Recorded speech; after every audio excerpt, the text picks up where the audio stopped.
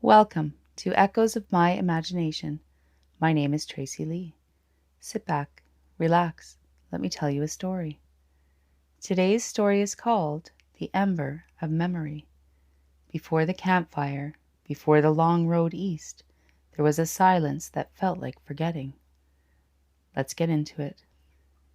In the wooded valley of Dorshen Hollow, fires did not burn easily. Flint sparked but refused to catch. Kindling would stay dry yet remain cold. It was an old curse, or so the elders said, left behind by a woman who wept in song as her child was taken during the war. The wind in that place hummed with her lullaby still. Into this hollow arrived a traveler named Francis. He was young but wore an expression as if he had lived 3 times over. He carried no sword, only a wood-handled spade and a leather pouch filled with seed pods and tiny bones.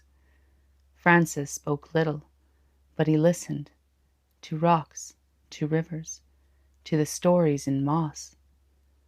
On his first night in the hollow, the fire refused him. He struck flint until his fingers bled, arranged bark in perfect triangles, whispered old prayers, but nothing. He was about to surrender to sleep when a black-furred dog with a white ear wandered into his camp. Its eyes were amber, curious, and quietly sad. Francis, startled, offered a piece of dried root.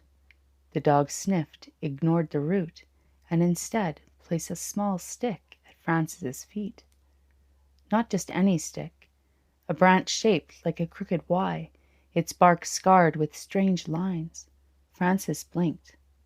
He carved those marks as a child. "Oscar?" he whispered. The dog wagged its tail once slowly, then lay beside the cold fire pit. Francis struck flint again, once, twice. On the 3rd try, the fire caught. He stayed in Dorshen Hollow for 7 seasons.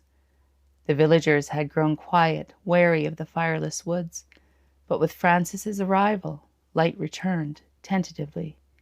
His flames always needed singing. He would hum or speak aloud memories from his childhood, and the fire would flare in response. Soon others joined him. Children brought songs, elders recited stories, and the hearth of the hollow slowly became a place of warmth again. Oscar never left his side, always sleeping with one eye open and one ear twitching at the slightest sound.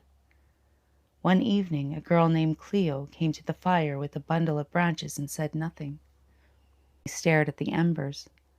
Francis invited her to sit. She said, "I don't remember my brother's face." He told her, "Then let's sing the day he made you laugh." Together they remembered. The fire crackled and danced. By the following spring, the curse of silence had lifted. Francis prepared to leave, but the villagers begged him to stay. He declined gently. "This fire is yours now," he said, placing Oscar's branch into the community hearth.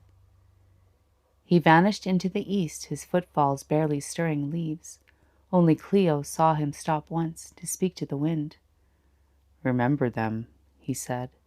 "Hold their stories gently." The wind, it is said, replied with warmth, and the fires in Dorshen Hollow have never refused a story since. And that's it for today. Thank you for listening to Echoes of My Imagination. My name is Tracy Lee. Don't forget to subscribe, share, and follow, and I'll catch you next time.